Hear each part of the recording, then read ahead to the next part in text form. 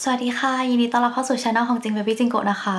วันนี้เราก็มาเป็นคลิปพิเศษที่สัญญากับหลายๆคนไว้ว่าเราจะทำ Q&A ความรักอันนี้คนขอมาแบบตั้งแต่ปีที่แล้วแต่ว่าเราก็คิดว่ามาลงช่วงวาเลนไทน์ก็น่าจะดีกว่าเนาะซึ่งเนี่ยจริงอะอัดตอนเที่ยงคืนของวันวาเลนไทน์ก็คือวันนี้ฉะนั้นเดี๋ยวเราก็จะอัดเสร็จแล้วก็รีบตัดให้ทุกคนเนาะคลิปนี้จริงก็อยากให้บรรยากาศมาดูชิลๆดูผ่อนคลายเนาะอันนี้ก็คือใช้แสงจากหน้าจอคอมเพราะว่าตอนนี้ทุกอย่างมันมืดหมดแล้วจะใช้ไฟสตูก็ดูจริงจังไปเนาะเอาเป็นว่าเดี๋ยวเรามาเริ่มกันเลยดีกว่าเมื่อวันก่อนจริงตั้ง Q&A ไว้ใน IG ให้ทุกคนแบบส่งคำถามหรือว่าอยากปรึกษาอะไรเรื่องความรักก็ส่งมาเพราะจริงๆคนชอบปรึกษาเรื่องความรักจริงๆจริงก็เลยงั้นเดี๋ยวเรามาทำเป็นคลิปให้ด้วยละกันก็บอกก่อนว่าเราไม่ใช่ผู้เชี่ยวชาญด้านความรักหรือว่าแบบความคิดของเราจะถูก 100% อะไรอย่างนี้นะแต่ว่ามันมาจากมุมมองของเราซึ่งถ้าถามว่าเรามีประสบการณ์เยอะหรอเราคิดว่าเราเป็นหญิงสาวอายุ25ที่มีประสบการณ์ความรักทั้งด้านดีแล้วก็ไม่ดีมาค่อนข้างจะเยอะมากๆคือเจอมาหลายอย่างมากจริงๆแต่ว่าอาจจะไม่ได้เล่าเป็น specific ว่าเจออะไรมาบ้างสิ่งที่ดีก็คือดีมากๆเลยแต่สิ่งที่แย่คือแย่แบบแย่แบบฉันจะแย่อะไรได้ขนาดนี้ก็เกริ่นง่ายๆก่อนว่าจริงๆเราเป็นคนที่ชอบการมีแฟนนะเพราะว่าเวลามีแฟนเงี้ยเราชอบทำนู่นทำนี่ให้เราแบบทำของขวัญให้เขียนการ์ดถ่ายรูปเขียนข้อความเขียนเอเซอะไรอย่างงี้ให้เรารู้สึกว่ามันเป็นสิ่งที่เราเอนจอยการที่ทำให้คนที่เรารักอะไรเงี้ยเขามีความสุขเราก็แฮปปี้ตรงนั้นถ้าใครติดตามจริงมาสักพักน่าจะพอรู้ว่าจริงไม่มีแฟนมาสักพักใหญ่ๆแล้วประมาณแบบเข้าปีที่2ได้แล้วซึ่งที่จริงบอกไม่มีแฟนคือบางคนก็อาจจะไม่เชื่ออาจจะคิดว่าจริงกับคนคุยแต่คือจริงไม่มีแฟนแล้วก็ไม่มีคนคุยจริงๆคือทำแต่งานช่วงนี้คือเอนจอยกับการทำงานมากฉะนั้นจริงเลยเหมือนเป็นคนนอกที่แบบมองปัญหาอะไรต่างๆได้ค่อนข้างจะกว้างขวางเหมือนอย่างตอนที่จริงมีแฟนอย่างเงี้ยเวลาให้คำปรึกษาใครเราก็จะแบบมันจะมีแบบอะไรที่เป็นไบแอสส่วนตัวเพราะว่าเรายังอยู่ในวงจรนั้นอยู่อะไรเงี้ยแต่พอตอนนี้เราแบบออกมาสักพักห่างแบบตรงนี้มานานเราก็สามารถแบบมองกลับไปอย่างเช่นแบบมองกลับไปตอนที่ตัวเองยังมีแฟนแล้วเจอปัญหานู่นนี่อะไรเงี้ยเราก็ปัญหามันอยู่ที่ตรงนั้นปัญหาของเรามันเป็นอย่างนี้นี่เองอะไรประมาณนี้นะคะก็มาเดี๋ยวจริงจะมาดูคำถามในที่ทุกคนถามกันมานะคะคือคนส่งมาเยอะมากจริงไม่สามารถตอบได้หมดแต่ว่าถ้าจริงเลือกของใครมาตอบนี้จริงจะเซ็นเซอร์ชื่อแล้วก็รูปให้นะคะเพื่อรักษาความเป็นส่วนตัวคำถามอันนี้ general แต่คนก็ถามมาเยอะนะว่าแบบความรักสำหรับเราคืออะไรคือถ้าเป็นตอนเด็กๆเนี้ยเวลาพูดถึงความรักแบบคนมีความรักอะไรอย่างงี้เราก็จะนึกถึงแต่แบบมีแฟนอะไรอย่างงี้ใช่ไหมแต่ว่าจริงๆความรักมันมาในหลายรูปแบบอย่างเราอย่างเงี้ยเรามีความรักให้ครอบครัวมีความรักให้หมาแมวที่บ้านความรักให้ผู้จัดการความรักให้พี่ๆอะไรเงี้ยเราก็รู้สึกว่าเราก็เป็นคนที่มีความรักแล้วเราก็แบบมีความรักให้ตัวเองเงี้ยซึ่งนิยามความรักของเรามันไม่ได้จำเป็นว่าจะต้องเป็นแค่ความรักที่มีกับคนรักมันก็คือความรักที่มีให้ตัวเองแล้วก็รอบตัวมันก็อาจจะมาในรูปแบบของการแบบพิมพ์อะไรดีๆให้แฮปปี้เบิร์ธเดย์เอาใจใส่เขาเทคแคร์เขาและอย่างความรักให้ตัวเองอย่างเงี้ยจริงๆก็คือตั้งใจบำรุงผิวเวลาจะออกจากบ้านก็แต่งหน้าแต่งตัวให้ดูดีอย่างเงี้ยก็คือเป็นเซลฟ์เลิฟเป็นเซลฟ์แคร์แล้วหรือว่าจริงๆเราก็อาจจะมีความรักต่ออาหารก็ได้เราสามารถมีความรักกับชาบูอูดองซูชิอันนี้ก็เป็นปัญหาระดับชาตินะคะขอวิธีตัดใจพยายามตัดใจ100 รอบแต่ทำไม่ได้เรื่องการตัดใจวิธีที่เวิร์กมากสำหรับจริงคือตัดการติดต่อ unfollow unfriend อะไรก็แล้วแต่คือพยายามไม่เห็นการเคลื่อนไหวของเขาอันนี้มันเป็นโลจิกของจริงที่ว่าบางทีเรามีเพื่อนที่เรารู้จักแต่ว่า IG มันดันเอาสตอรี่ให้เขาไปอยู่ท้ายๆแล้วก็ไม่ค่อยได้เห็นอัปเดตของเพื่อนบางทีเราก็ลืมไปแล้วว่าเพื่อนมันอยู่ไหนทำอะไรอย่างเงี้ยคือพอเราไม่เห็นมันก็จะทำให้เรามีโอกาสลืมได้มากขึ้นคือง่ายๆเลยถ้าสมมุติว่าคนคนนึงอยากตัดใจแต่ว่ายังเข้าไปดู IG เขาทุกวันยังเข้าเฟซยังแบบไปแอบส่องบางทีเราก็อาจจะดื้อกับตัวเองว่าเราแบบ move on แล้วเราแบบตัดใจแล้วแต่พอตกดึกปุ๊บเข้า IG อาจจะไปใช้หลุมส่องเขาอะไรเงี้ยอันนั้นก็มันก็ move on ไม่ได้อยู่ดีฉะนั้นก็ unfollow แล้วก็ unfriend อะไรอย่างงี้ไว้นะคะแล้วก็ใช้ชีวิตของตัวเองตั้งใจใช้ชีวิตตัวเองไปเรื่อยๆคือถ้าคนเรายุ่งมากพอก็จะค่อยๆลืมเรื่องอะไรแบบนี้ไปเองจริงๆนะอย่า move on เป็นรูปวงกลมความรักของพี่จริงคือใครหนูไม่รู้แต่ความรักของหนูคือพี่จริงนะคะวันนี้มีคนถามแบบซีเรียสนิดนึงบอกว่าได้วางแผนอนาคตการมีครอบครัวไว้ไหมคะเป็นแบบไหนแล้วถ้าไม่มีจะเป็นไงต่อไป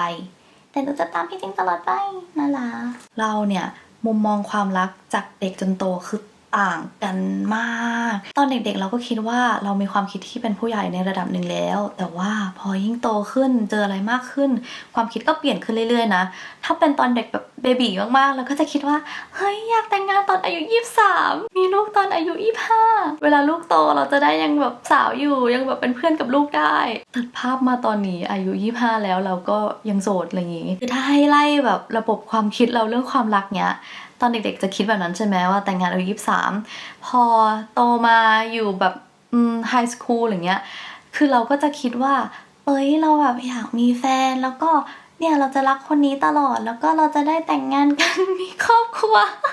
แล้วพอขึ้นมหาลัยมาอย่างเงี้ยจริงก็ยังคิดเหมือนเดิมนะว่าอยากคบกับคนนี้ไปจนแบบเรียนจบทำงานแล้วก็แต่งงานมีครอบครัวซึ่งตัดภาพมาในความเป็นจริงอย่างเงี้ยมันต้องคำนึงถึงอะไรหลายๆอย่างเช่นความพร้อมทั้งแบบความพร้อมของตัวเองความพร้อมทางด้านการเงินอะไรเงี้ยคือมันมีปัจจัยหลายอย่างมากๆจริงๆเนี้ยคือถ้าสมมติว่าได้เจอคนที่ใช่จริงๆแล้วก็เราแบบแต่งงานกันเนี้ยก็อยากจะมีลูกนะคือถ้าสมมติมีลูกเนี้ยเราก็อยากผลิตประชากรมาให้มีคุณภาพกับสังคมอ่ะซึ่งถ้าจะไปถึงตรงนั้นอย่างเงี้ยเราก็รู้สึกว่าเรายังต้องการความพร้อมมากกว่านี้อีกเราอยากให้ตัวเองกลายเป็นคนที่มี growth mindset เป็นคนที่แบบมีความคิดที่ดีเพื่อที่โตไปเราจะสามารถเป็นพ่อแม่ที่ดีได้อะไรประมาณนี้คือถ้าจะมีลูกจริงๆอ่ะเราอยากให้ลูกเราเกิดมาแล้วมีความพร้อมเหมือนให้เขาเกิดมาแล้วเขาสามารถทำตามความฝันเขาได้โดยที่มีเรา support อ่ะแล้วก็ในเรื่องของความคิดเนี้ยเราก็อยากให้ลูกเราโตมาแล้วก็เป็นคนที่มีความคิดดีไม่กลายไปเป็นแบบมลพิษในสังคมไม่เป็น toxic people อะไรเงี้ยซึ่งถ้าเราจะให้ไปถึงจุดนั้นเนี้ยเราก็รู้สึกว่าเราจะต้องเริ่มจากตัวเองเช่นแบบพัฒนาความคิดตัวเองพัฒนาตัวเองให้ดีขึ้นตั้งใจทำงานหาเงินแล้วก็ทำตัวเองให้พร้อมคือความคิดของเราถ้าเรายังไม่สามารถเป็นผู้ใหญ่ที่ดีได้เราอาจจะมีแฟนแต่ว่าเราก็ยังไม่อยากมีลูกแต่ถ้าเรามีความพร้อมมากๆเมื่อไหร่อะไรเงี้ยเราก็อยากจะมีลูกแล้วก็ให้ชีวิตกับเขาถ้าสมมติเขาโตมาเขาอยากเป็นไอดอลเกาหลีเลยเราก็จะแบบสนับสนุนเต็มที่เลยลูกไปเลยลูกไปออดิชั่นค่ายนี้เลยแม่แบบหนุนเต็มที่อะไรอย่างเงี้ยอันนี้คนก็ถามมาเยอะนะว่าถ้าแบบจีบผู้ชายก่อนอะไรเงี้ยมันจะดีไหมมันจะเป็นยังไงเรารู้สึกว่าถ้าใครเป็นผู้หญิงแล้วก็ชอบผู้ชายอยากจีบผู้ชายก่อนคือจีบเลยจริงๆเพราะว่าไม่ใช่ผู้ชายทุกคนจะรู้วิธีการจีบผู้หญิงนะคือจริงๆเขาอาจจะมีใจให้เราอยู่ก็ได้แต่ว่าเขาอาจจะจีบไม่เป็นอะไรเงี้ยอันนี้ก็คิดในแง่ดีเนาะแต่ว่าถ้าสมมติชอบใครเนี่ยก็คือเริ่มจีบเลยก็ดีมันก็จะได้แบบรู้แล้วรู้รอดไปอะไรเงี้ยแล้วอีกอย่างหนึ่งคือสมัยเนี้ยผู้หญิงจีบผู้ชายก่อนเป็นเรื่องปกติมากๆมันก็ไม่ใช่สิ่งที่น่าอายนะถ้าสมมุติว่าเราจีบผู้ชายคนนี้แล้วผู้ชายเขามองว่าเราแบบอะไรเงี้ยบางทีมันก็อาจจะโชว์ความคิดของคนคนนั้นแล้วว่าเขาเป็นคนที่แบบตัดสินคนจังอะไรอย่างเงี้ยลองดูนิดหน่อยก็น่าจะโอเคนะอาจจะไม่ต้องแบบเปิดแบบแกรนด์มากว่าแบบฉันจีบเธออะไรเงี้ยแล้วก็อาจจะค่อยๆแบบลองเชิงดูเราก็ไม่รู้ว่าปกติผู้หญิงจีบผู้ชายยังไงแต่เราก็มีคนรู้จักหลายคนที่แบบจีบผู้ชายก่อนซึ่งมันไม่แปลกทุกคนอยากหลุดจากเฟรนด์โซนทำยังไงดีทุกคนเฟรนด์โซนจริงๆมันเป็นปัญหาระดับชาติมากเลยนะคือถ้าเป็นเราเราจะบอกไปเลยจะได้รู้ว่ายังไงเราไม่ชอบความอึดอัดอะไรเงี้ยเราอยากได้แบบข้อสรุปซึ่งก็เข้าใจแหละว่ามันก็มีโอกาสที่จะทำให้ความสัมพันธ์การเป็นเพื่อนมันเบรกไปอย่างเงี้ยแต่เราว่าของแบบเนี้ยถ้าสมมติว่าบอกไปแล้วความสัมพันธ์การเป็นเพื่อนมันพังเงี้ยเราว่ามันก็ใช้เวลาแล้วเดี๋ยวมันก็จะกลับมาดูเกือบเป็นปกติเหมือนเดิมแต่ถ้าอยากหลุดจากเฟรนด์โซนจริงๆมันต้องดูด้วยนะว่าเฟรนด์โซนระดับไหนเราอย่างเงี้ยก็มีเพื่อนผู้ชายที่เราจัดให้อยู่ในเฟรนด์โซนแบบที่ว่าเราไม่คิดจะเอาเขาเป็นแฟนแล้วเขาก็ไม่คิดจะเอาเราเป็นแฟนอะไรเงี้ยซึ่งอันเนี้ยมันเป็นอะไรที่ impossible มากๆแต่ถ้าใครมีเฟรนด์โซนที่รู้สึกว่าเฮ้ยมันมีใจให้เราหรือเปล่าวะ อะไรอย่างเงี้ยก็อาจจะต้องลองเชิงดูอาจจะแบบหยอดอะไรไปบ้างอาจจะใช้แบบบุคคลที่3เช่นแบบเนี่ยไอ้นัทมันบอกว่าเรากับแกน่าจะเป็นแฟนกันดูแบบเหมาะสมกันอะไรเงี้ยตลกดีเนาะคิดว่าไงอันที่2ลองเล่นควิสแล้วก็เล่นไปจนกว่าจะได้คนนั้นแล้วก็โพสต์แชร์พอแชร์ปุ๊บก็แบบเฮ้ยจริงปะเนี่ยอะไรเงี้ยแล้วก็รอดูว่าคนนั้นเขารีแอคยังไงง่ายๆทุกคนถ้าอยากจะ break friend zone เราก็ต้องเสี่ยงรู้ว่าเสี่ยงแต่คงต้องขอลองอันนี้บอกว่าถ้าเพื่อนมีแฟนหมดเราจะอยู่ยังไงไม่ให้เหงาจริงก็ประสบปัญหานี้มาก่อนว่าแบบเพื่อนรอบตัวก็เริ่มมีแฟนกันเขาก็แบบติดแฟนกันซึ่งอันเนี้ยเราเข้าใจนะคือถ้าสมมติเพื่อนเราเจอคนที่เขารักแล้วอะไรเงี้ยก็เข้าใจนะว่าถ้าเขาแบบอยากจะใช้เวลากับแฟนอะไรอย่างงี้ซึ่งวิธีที่เราทำให้เราไม่รู้สึกเหงาก็คือใช้ชีวิตตัวเองแค่นั้นเลยไม่มีออปชั่นอื่นเลยเช่นแบบอาจจะแบบเริ่มกินข้าวคนเดียวดู ดูหนังคนเดียวง่ายๆคือต้องปรงเรื่องนี้แต่ว่าก็อาจจะบอกเพื่อนด้วยว่าโอ๊ยอย่าลืมเรานะอะไรเงี้ยแบบเรายังอยู่คนเดียวนะอย่าลืมก็แบบนัดกินข้าวกับเพื่อนบ้างแต่ก็ต้องเข้าใจด้วยว่าเพื่อนก็ต้องมีเวลาให้แฟนถ้าเพื่อนไม่สามารถอยู่กับเราได้เราก็ต้องอยู่กับตัวเองให้ได้อยู่คนเดียวให้ได้อีกหนึ่งวิธีที่ทำให้ไม่เหงานะคะติ่ง การที่เราดูซีรีส์ฟังเพลงหรือว่าติดตามไอดอลอะไรอย่างงี้มันก็ทำให้ไม่เหงานะทุกคนอันนี้มีคนถามมาว่ามีวิธีการรักตัวเองยังไงเหรอคะพี่จริงรู้สึกว่าตัวเองใส่ใจคนอื่นจนไม่ค่อยสนใจตัวเองเท่าที่ควรจริงๆอันเนี้ยเป็นเนเจอร์ของหลายๆคนนะที่แบบจะชอบเป็นห่วงคนอื่นมากกว่าตัวเองซึ่งเราอะแต่ก่อนเป็นอย่างนั้นมากแล้วแบบพอเราเป็นห่วงคนอื่นแต่เขาแบบเหมือนจะไม่ค่อยใส่ใจความรู้สึกเราเนี้ยเราก็จะเก็บมาน้อยใจเก็บมาเสียใจคนเดียวคือก็ยังใส่ใจกับคนอื่นเหมือนเดิมนะแต่แค่เราจะไม่ได้คาดหวังอะไรขนาดนั้นแต่วิธีการรักตัวเองอะถ้าเราเป็นห่วงเขาแล้วเราให้วิตามินซีเขาเพื่อที่เขาจะได้แบบสุขภาพดีเราก็ควรซื้อวิตามินซีให้ตัวเองด้วยเราจะได้สุขภาพดีเหมือนกันมันก็ไม่มีอะไรยากเลยนะคือการเป็นห่วงคนอื่นเนี้ยมันก็ดีมันเป็นข้อดีของเราเลยแต่แค่อย่าลืมว่าคือสิ่งสุดท้ายที่เรามีก็คือตัวเราอะไรเงี้ยเราก็ต้องเทคแคร์ตัวเองด้วยเราจะสามารถเป็นห่วงคนอื่นได้ไงถ้าในเมื่อตัวเราเองแบบคอนดิชันไม่ดีเลยอะการที่เราจะแจกจ่ายความสุขให้คนอื่นเนี้ยเราจะต้องมีความสุขกับตัวเองแล้วก็มีความสุขมากพอที่จะให้ความสุขกับคนอื่นอันนี้มีคนถามว่าทำยังไงให้มีคนเข้ามาคุยบ้างคะเอาจริงๆอะการที่จะมีคนเข้ามาคุยเนี่ยมันไม่ได้ขึ้นอยู่กับแค่รูปลักษณ์ภายนอกของเราเลยมันขึ้นอยู่กับโอกาสแล้วก็เวลาขึ้นอยู่กับว่าเราพาตัวเองไปอยู่ในสถานที่ที่ไหนอะอย่างเช่นจริงเนี่ยทำแต่งานแล้วก็อยู่แต่บ้านกับออฟฟิศก็จะไม่ได้ค่อยเจอโลกภายนอกขนาดนั้นโอกาสในการเจอคนก็จะน้อยลงการที่คนคนนึงจะมีคนคุยเข้ามาหลายๆคนอะส่วนใหญ่คนนั้นอะก็คือจะเป็นคนที่ออกไปเจอผู้คนมากมายมากกว่าฉะนั้นถ้าใครอยากให้มีคนเข้ามาคุยเนี่ยก็ควรพาตัวเองไปที่อื่นๆด้วยแล้วนอกเหนือจากแบบสถานที่อะไรอย่างงี้ก็อาจจะเป็นแบบเพื่อนของเพื่อนอาจจะไม่ต้องเป็นฝ่ายแบบรออย่างเดียวก็ได้อาจจะแบบให้คนอื่นแนะนำคนนู้นคนนี้ให้มันก็เป็นอีกวิธีหนึ่งความสัมพันธ์ที่ดูเหมือนพยายามทั้งสองฝ่ายแต่กลายเป็นว่าเราพยายามอยู่ฝ่ายเดียวเหนื่อยแต่ไม่อยากจบควรทำไงจะบอกว่าตอน2 ปีที่แล้วจริงเคยเจอโค้ดหนึ่งที่แบบ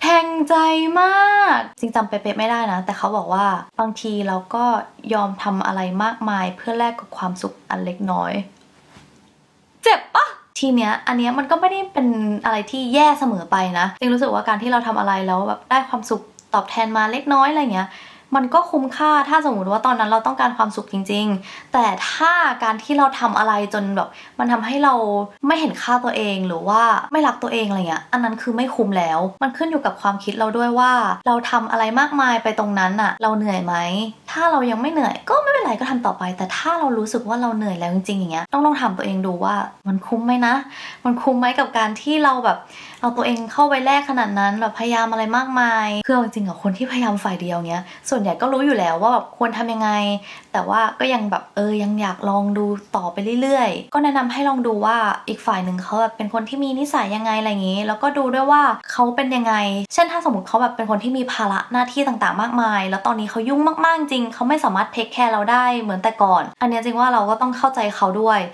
แต่ถ้าสมมุติว่ามันเป็นนิสัยเขาจริงๆที่เขาแบบไม่เทคแคร์แฟนตัวเองเลยอะไรอย่างนี้ก็ไม่ควรทรมานตัวเองกับตรงเนี้ยเอาง่ายๆเลยคือถ้าเราคบกับคนที่ไม่ใส่ใจใช่ไหมนี่ขนาดเพิ่งเป็นแฟนกันยังไม่ใส่ใจเลยแล้วถ้าไปมีครอบครัวอย่างเงี้ยถ้าแต่งงานกัน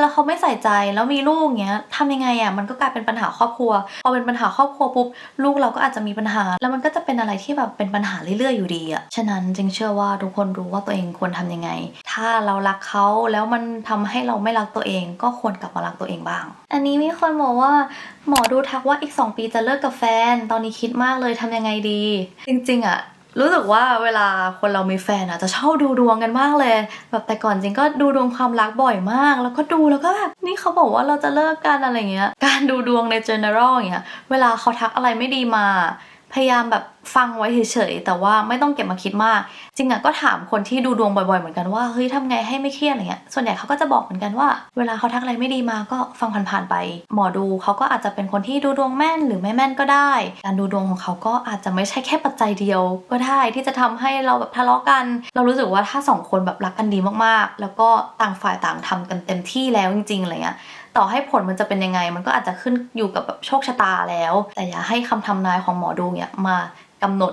อายุของความสัมพันธ์นั้นถ้าตอนนี้ยังมีกันอยู่ก็ไม่ควรกังวลถึงแบบอีก2 ปีข้างหน้าเลยจึงรู้สึกว่ากังวลถึงณตอนนี้เวลานี้หรือว่าแบบพรุ่งนี้ดีกว่าว่าเราจะทำอะไรกับแฟนนี่เราจะไปเที่ยวไหนกันอะไรเงี้ยคิดถึงแต่สิ่งดีๆเข้าไว้ว่าเราจะทำอะไรให้กันในขณะที่ยังมีกันอยู่อันนี้มีคนบอกว่าเขาโกหกเราว่าไม่มีแฟนแล้วเรามารู้ทีหลังว่ามีแต่เรารู้สึกกับเขาไปแล้วเราจะ move on จากความรู้สึกอย่างนี้ยังไงเราก็เคยเจอโค้ดอันนึงเมื่อแบบนานมาแล้วมากๆว่าถ้ามีใครนอกใจแฟนเพื่อมาหาคุณสักวันเขาก็จะนอกใจคุณเพื่อไปหาคนใหม่ซึ่งส่วนใหญ่มันก็จะเป็นเรื่องจริงนะเพราะว่าหลายๆคนที่เรารู้จักเนี้ยเจอสถานการณ์นี้สุดท้ายก็โดนนอกใจเหมือนเดิมเหมือนถ้าคนเราเป็นคนที่นอกใจมันก็ค่อนข้างจะยากที่จะทำให้เขาหยุดเจ้าชู้อะฉะนั้นเราว่าแบบไม่ควร